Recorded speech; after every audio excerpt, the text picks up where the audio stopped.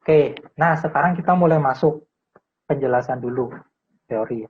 Apa sih bisnis proses? Ya, apa sih sebetulnya eh, bisnis proses atau workflow? Kita mulai jadi sebelumnya di ketika sebuah proses bisnis berjalan, kita bilangnya dijalankan oleh seseorang atau sekali running lah itu, satu instansnya sekali running itu kita bilang itu adalah satu case. Jadi case itu ya ini bisa dibicara jadi hasil dari sebuah pekerjaan. Jadi ketika bisnis proses dijalankan terus ada hasilnya sekali itu case ya itu. Nah, satu case itu ketika satu case berjalan berarti satu proses itu dijalankan. Nah, sebuah proses itu terdiri dari beberapa tas atau tugas bahasa Indonesianya ya, yang harus dijalankan dengan kondisi-kondisi tertentu dan ada dengan urutan tertentu. Satu proses juga bisa dibilang prosedur, satu prosedur. Jadi dalam satu proses itu nanti ada kotak-kotak tas ya. Kalau ada yang bilang activity, ada bilang, tapi di sini kita di BPMN mereka bilangnya task. Jadi tugas-tugas, blok-bloknya itu adalah tugas-tugas, task-task yang membentuk ketika digabung membentuk sebuah proses. Task adalah logical unit kerja yang dilakukan carried out a single whole by satu resource oleh satu orang. Jadi biasanya satu task itu dilakukan oleh satu user. Bisa jadi seperti itu. Bisa satu user beberapa task. Tapi minimal unit terkecilnya itu adalah satu task yang harus dijalankan oleh satu resource. Resource itu tidak harus orang. Tergantung tasknya itu nanti. Tasknya itu bisa sifatnya yang manual, yang harus dikerjakan oleh orang, atau sifatnya nanti dia yang user, yang seorang itu harus akses ke sistem formasinya, jadi ngisi-ngisi form. Ada yang nanti memangnya dia otomatis sudah sudah sudah sudah disetting tanpa bantuan kita, misalnya analisis atau penghitungan atau apa itu kan sudah otomatis jalan karena sudah ada logika yang dipasang di sana. Ini tadi satu task bisa dilakukan oleh komputer atau oleh orang. Satu proses dijalankan pada setiap case, setiap kasus. Kita meng, meng, meng, kita bilang performance ini itu activity, ya. Jadi ini kadang kita sama saja aktivitas, tugas itu apa, tapi di sini agak sedikit kita samakan persepsi kita. Ya, jadi ada satu proses itu di dalamnya ada tas-tas yang ketika dia dijalankan satu kali itu jadi satu case. Ya kan? Nah, tas yang dijalankan oleh seorang satu resource ketika satu orang dia melakukan itu jadi aktivitas. Ketika ada seorang mengimplementasikan proses itu, seorang atau satu komputer atau dia itu jadi aktivitas. Di sini paham ya? Ini jadi kita harus menyamakan persepsi saja ketika mulai mau menggunakan notasi di BPMN. Nah, di BPMN ini proses bisnis itu ada yang kita bilang namanya primary proses, ada secondary proses, ada tertiary proses. Ini cuma pengelompokan saja. Primary proses itu biasanya untuk production proses. Yang inti-inti lah, produksi, terus procurement, yang dia betul-betul menambahkan nilai secara langsung. Yang kalau nggak ada ini ya bisnisnya susah berjalan, bisa fail. Terus ada yang secondary proses, ini biasanya yang support. Kalau kita lihat di sini contohnya recruitment and selection, training, work appraisal, payroll. Jadi kalau kita melihat dari sisi modul SAP sudah kebayang ya bedanya modul mana yang primary, modul mana yang secondary proses ya. But HCM itu jadi secondary proses. Kalau sales and distribution, terus ada material management, itu jadi yang primary process. Ini ada yang tertiary process, yaitu adalah managerial process, yang supervisory.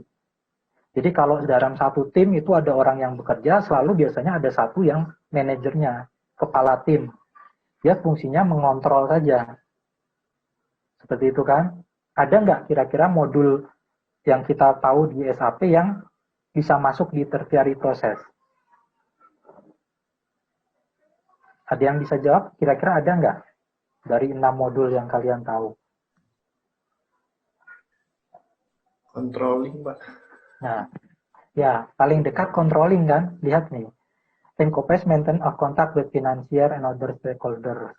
Jadi yang paling dekat itu jadi di situ controlling. Karena sebenarnya controlling itu kan ya dia cuman untuk finance kan, membantu finance kita supaya perusahaan itu tahu aliran uang kita itu di mana.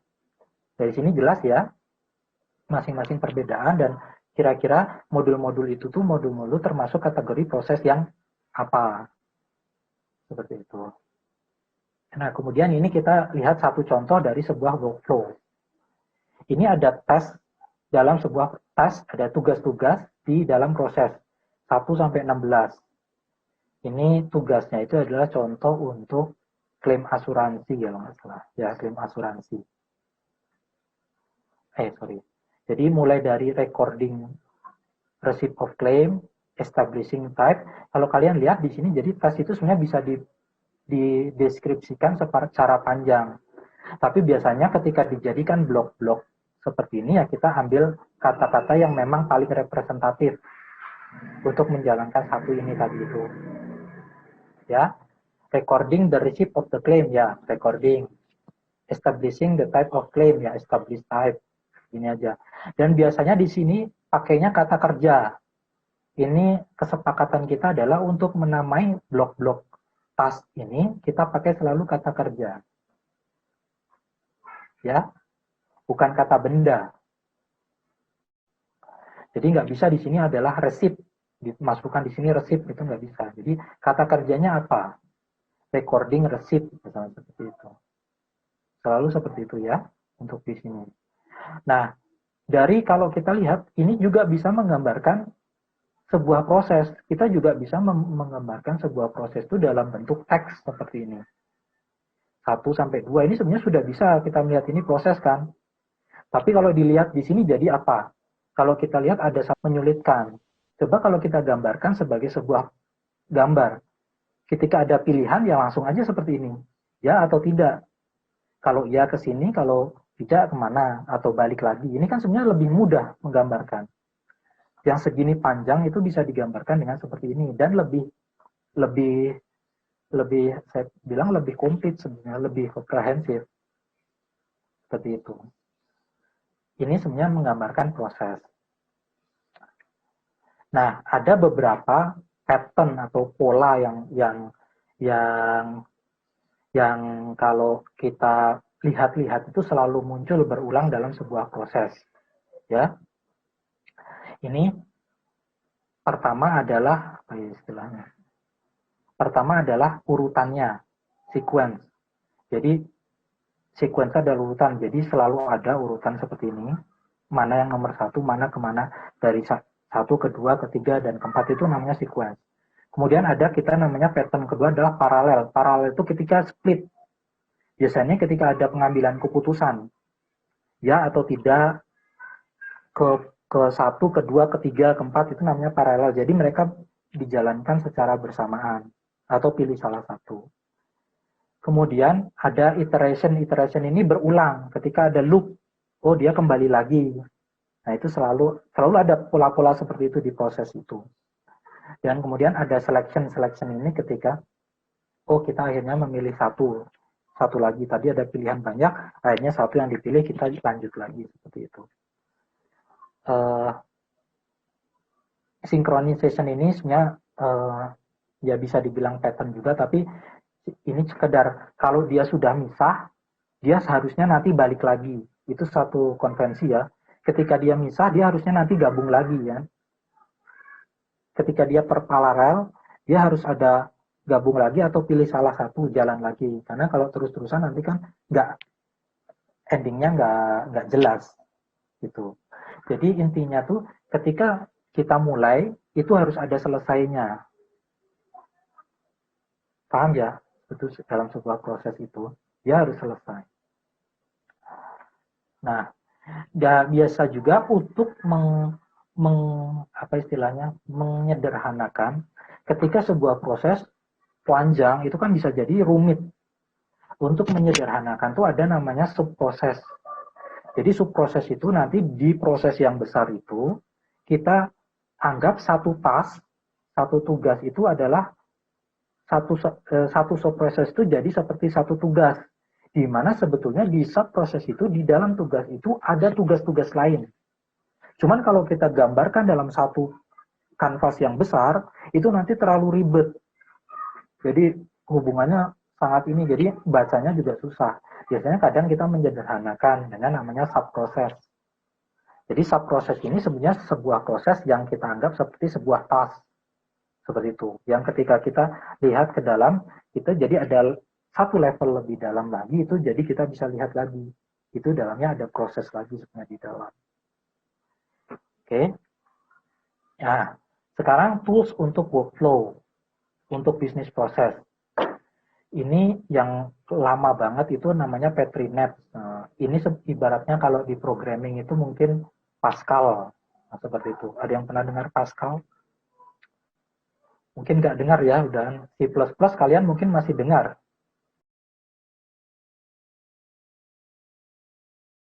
Nah, kalau flowchart, familiar ya kalian ya? Ini ada sudah paham juga apa maksudnya yang simbol yang oval, yang jajaran genjang, yang kotak, yang seperti itu kalian juga sudah familiar. Ini kan kelihatan, ini beda-beda, terus di sini ada decision making, kita bilangnya gate kalau di BPMN, gateway ya, gini. Ada decision making, terus ada perulangan nggak di sini? Ada balik lagi tidak dia? Nggak ada ini, nggak ada perulangannya. Tapi ini ada sequence, ada paralel, ada, ya seperti itu ada. Nah yang terakhir ini yang BPMN, mirip juga, tapi di sini kelebihannya di sini dia sudah kalian lihat ada pemisahan seperti ini ya. Ini namanya pool. Satu kotak ini. Jadi dipisahkan satu pool. Satu pool itu bisa dibagi-bagi menjadi lane. Jadi pool itu kalau satu blok. Nah, pool ini menggambarkan organisasinya. Jadi dengan adanya pool seperti ini, pengorganisasian proses itu lebih jelas. Pengorganisasian itu siapa yang melakukan apa. Paham ya? Nah, di sini biasanya satu perusahaan, satu organisasi itu satu pool. Nah, ketika di satu organisasi itu ada beberapa departemen yang terlibat dalam sebuah proses, itu kita bisa buat lane, swim lane kita namakan. Jadi di sini misalnya satu organisasi ada marketing, ada procurement, ada HCM. Nah, itu jadinya satu pool dengan beberapa lane. Karena mereka satu perusahaan, tapi ada departemen-departemen yang berbeda. Tapi ternyata proses itu mau nggak mau melibatkan lebih dari satu departemen. Paham ya sampai sini ya maksudnya apa? Jadi sebuah proses itu dia harus selesai dalam sebuah pool ini. Oke, ini untuk dasar dari BPMN. Jadi BPMN itu adalah salah satu tools untuk workflow dengan notasi standar juga. Nanti kita lebih jauh lagi pelajari apa itu BPMN.